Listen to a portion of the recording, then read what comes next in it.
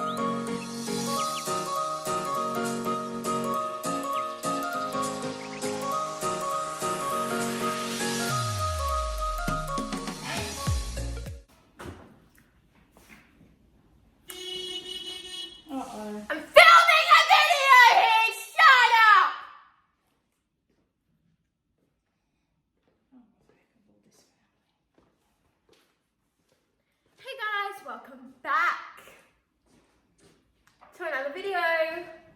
Who had the butter out now? Not me. Okay. I'm trying to film. That's what I thought. Oh, that's nice. I like that. Why does everyone always talk when I decide I want to film?